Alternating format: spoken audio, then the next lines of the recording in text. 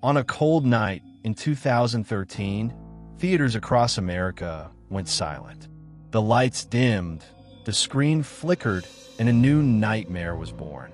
The Conjuring told us the story of the Perron family, a haunted Rhode Island farmhouse, and a woman whose name would forever be stained with evil, Bathsheba Sherman. In the movie, she was a witch, a Satan worshiper, a baby killer who sacrificed her child to the devil and cursed the land she lived on. Her spirit, the film claimed, tormented a family so violently that even the world's most famous paranormal investigators, Ed and Lorraine Warren, barely survived the encounter. But there's just one problem: it wasn't true. The Conjuring sold us fear, but it also sold us a lie. A lie that took the name of a real woman from Rhode Island history. A woman who lived, married, raised children, and died like anyone else, and turned her into a monster. Tonight, we're going to spend the next 3 chilling hours unraveling the greatest deception in modern horror. We will peel back the curtain on Bathsheba Sherman's real life, the myths that surrounded her, the tragic fate of the Perron family, and the way Hollywood and the Warrens twisted truth into legend. Before this night is over, you will know the truth. And the truth may be even more unsettling than the lies. So lock your doors, dim the lights, and prepare yourself. Because this is the story of the Conjuring's greatest lie, the real Bathsheba Sherman. Let us begin not in the 1970s, when the Perron family moved into the farmhouse, but in the 1800s, when Bathsheba herself walked the streets of Harrisville, Rhode Island. Bathsheba Thayer was born in 1812. She grew up in a time when whispers of witchcraft still clung to New England like a shadow. Salem's witch trials had ended more than a century earlier, but the scars remained. In small towns, rumors spread faster than truth, and a woman's reputation could be destroyed with just a whisper. Bathsheba married a man named Judson Sherman. Together, they moved into a farmhouse not far from where the Perron family would later experience their haunting. She was described in local records as strong-willed, proud, and not particularly warm. She did not fit the mold of a quiet, submissive 19th century wife. And for that, some began to talk. One story tells of an infant who died while under Bathsheba's care. Doctors claimed the child died mysteriously, with an injury that some believed looked like a knitting needle driven through the skull. No evidence was ever found. No trial was ever held. But to neighbors, the rumor was enough. The whispers began: Bathsheba is a witch. She offered the child as a sacrifice to the devil. It was never proven, not once. In fact, no court records exist to show Bathsheba was ever tried for witchcraft, murder, or any crime at all. And yet, the story spread. Over the years, her name became synonymous with evil. By the time she died in 1885, Bathsheba Sherman was buried not just in the earth of Rhode Island, but in the folklore of fear. Her gravestone, located in Harrisville's historical cemetery, has been vandalized countless times. Even today, people leave curses and tokens, as though she were truly the monster the legends claim. But here is the chilling part. The legend might not have been born out of fact. It may have been born out of the haunting itself. In the 1970s, nearly a century after Bathsheba's death, the Perron family moved into a sprawling, centuries-old farmhouse in Harrisville. The home was quiet, picturesque, until it wasn't.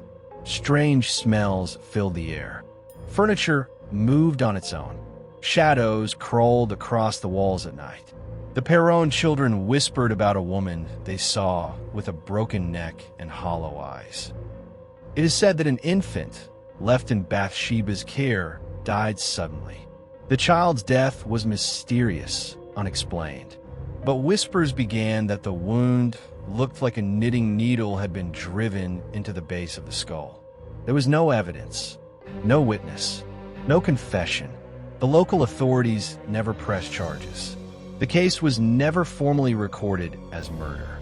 But in a community that lived and breathed gossip, the whispers were enough. Bathsheba killed the child. Bathsheba sacrificed the baby to the devil. From that moment on, her name carried the stench of witchcraft. Now pause and think about this. Imagine living in a small town where every eye turned toward you with suspicion, where mothers pulled their children close when you walked by, where every unexplained tragedy, a bad harvest, a sick cow, a sudden storm, could be laid at your feet. This was Bathsheba's life. Whether she was guilty of anything or not, she was marked. Her marriage endured. She and Judson Sherman remained together for decades. But the rumors never left. Bathsheba was cursed with a reputation she could not shake. And when she died, in 1885, the rumors followed her to the grave. Her obituary described her as passing after a long and painful paralysis.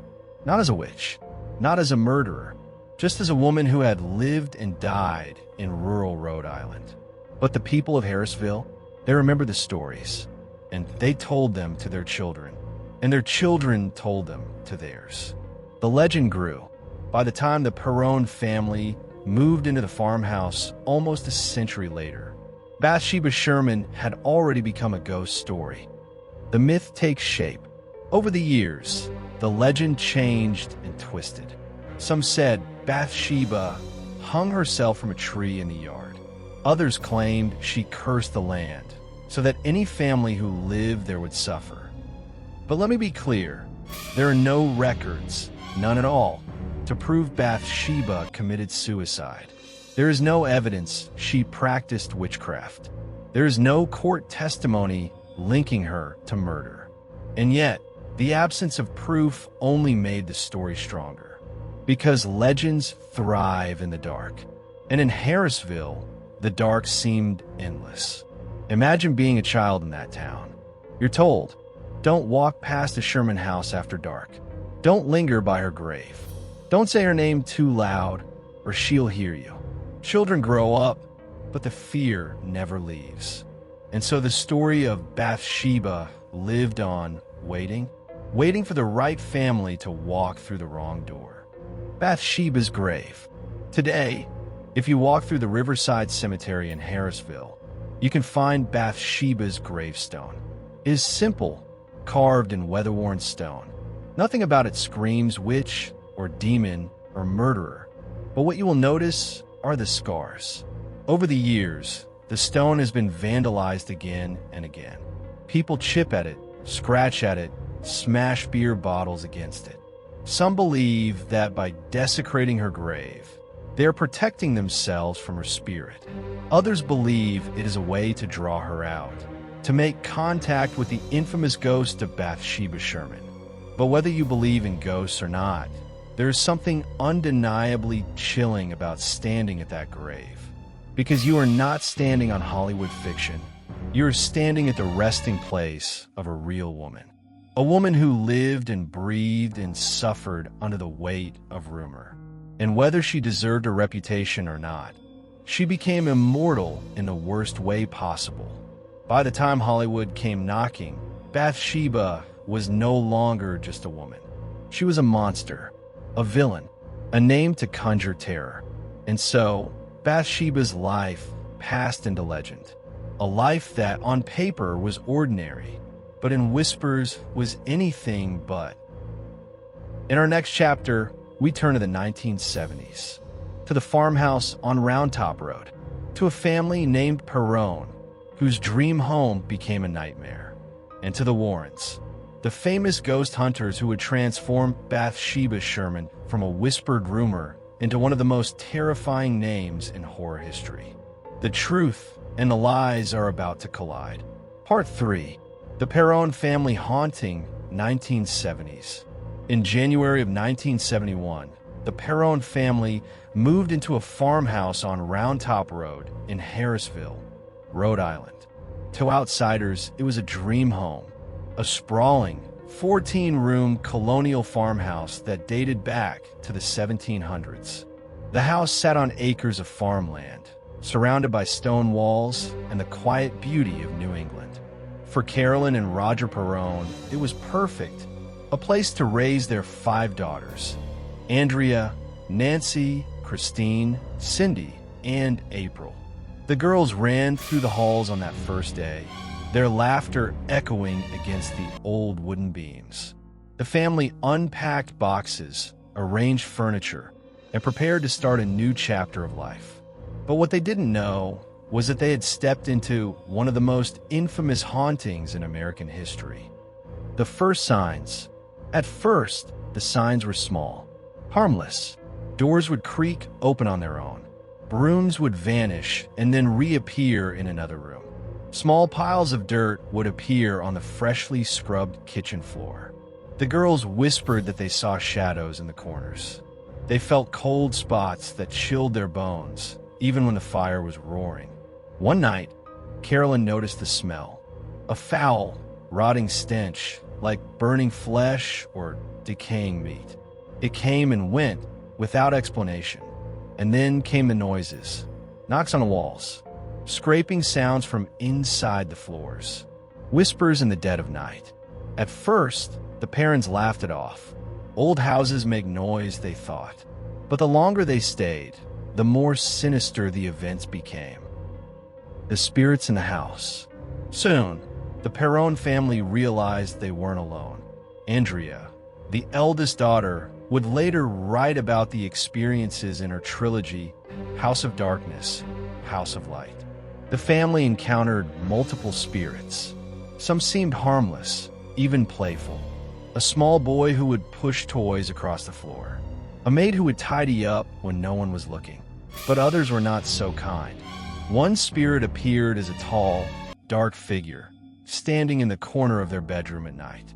Its eyes glowed red. Another was a woman with a head twisted to the side, as if her neck had been broken. She would appear at the foot of the children's beds, watching silently.